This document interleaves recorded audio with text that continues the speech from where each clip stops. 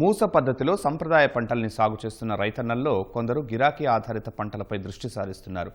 ఏ సమయంలో ఏ పంటకు డిమాండ్ ఉంటుంది, దగ్గరలో మార్కెట్లు ఎక్కడున్నాయి అన్న అంశాల్ని దృష్టిలో పెట్టుకుని సాగు చేస్తున్నారు. ముందుగానే కంపెనీలతో ముందస్తు ఒప్పందాలు కుదుర్చుకుని లాభసాటి సాగు చేపడుతున్నారు. నిర్మల్ జిల్లాకు చెందిన కొందరు రైతులు గెర్కిన్ సాగు చేపట్టి మంచి ఫలితాలు సాధిస్తున్నారు.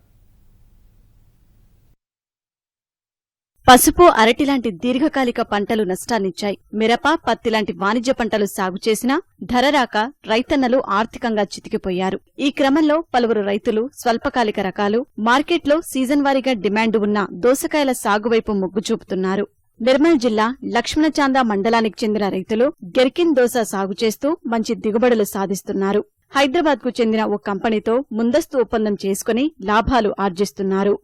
హైదరాబాద్ నుండి అగ్రో కంపెనీ వాళ్ళు ఈ విత్తనాలు ఇస్తున్నారు. ఎకరానికి దాదాపుగా 8 ప్యాకెట్లు అవసరం అయితే ఒక్కొక్క ప్యాకెట్ కు 570 రూపాయలు తీసుకుంటున్నారు, వాళ్ళే ఇస్తారు. అట్లనే పంట తర్వాత మన క్వింటల్ కు 700 చొప్పున ధర పెడుతున్నారు. మొత్తం అన్ని కంప్లీట్ అయిపోయిన తర్వాత రైతుల అకౌంట్ లో జమ చేస్తున్నారు. ఎటువంటి ఇబ్బంది లేదు. వాళ్ళు ఇస్తున్నటువంటి పొటాష్, కాల్షియం తో పాటు 19 గానీ 13045 గానీ ఇంక ఇతర పోషకాలని రెగ్యులర్ గా డ్రిప్ ఇరిగేషన్ ద్వారా వాడుకుంటే మంచి దిగుబడి వస్తుంది. రైతులకి ఇది చాలా మంచి పంట. సుమారుగా ఒక్కొక్క ఎకరానికి ₹1,00,000 వరకు వస్తున్నది. ఖర్చులు పోను 80-90 వేలు అయితే ఖచ్చితంగా రైతుకు మిగిలేటువంటి అవకాశం ఉన్నది. కొంత సలహాలు తీసుకుని కంపెనీ వాళ్ళ సలహాలు తీసుకుంటూ పోషకాలను వాడుకుంటే చాలా మంచి పంట. ఈ పంట పండిస్తే మార్కెటింగ్ సమస్య అనేటటువంటిది లేదు. ఇతర పంటలకు మనకి ఎక్కడ అమ్ముకోవాలా అనేటటువంటి ఇబ్బంది ఉంటది. దళార్ల బెడద లేదు.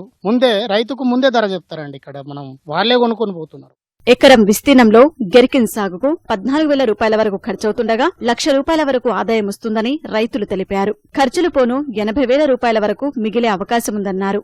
మొత్తం పంటకాలం 50 నుంచి 60 రోజుల్లో పూర్తవుతుందని, ప్రధానంగా యాసంగిలో ఈ పంట సాగుకు అనుకూలంగా ఉంటుందన్నారు. హైదరాబాద్ కు చెందిన సంబంధిత పరిశ్రమ ప్రతినిధులు గెర్కిన్ దోస విత్తనాలు సరఫరా చేశారని, పంట పండిన తర్వాత వారే మంచి ధరతో కొనుగోలు చేస్తున్నారని రైతులు సంతోషం వ్యక్తం చేస్తున్నారు.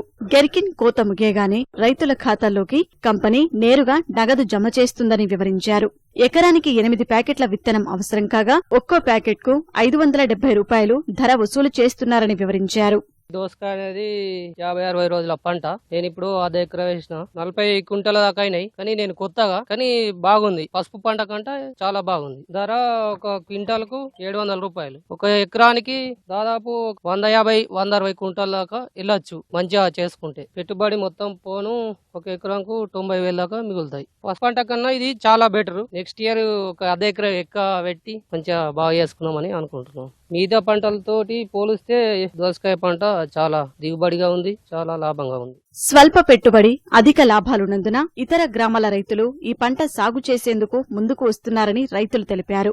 ఆగ్రో కంపెనీ ప్రతినిధుల సలహాలు, సూచనల ప్రకారం సాగు చేస్తే మంచి ఫలితాలు ఉంటాయన్నారు. పసుపు పంట సాగు చేసి నష్టపోయామని, దోస సాగులో లాభాలు చవిచూస్తున్నామని రైతులు సంతోషం వ్యక్తం చేశారు.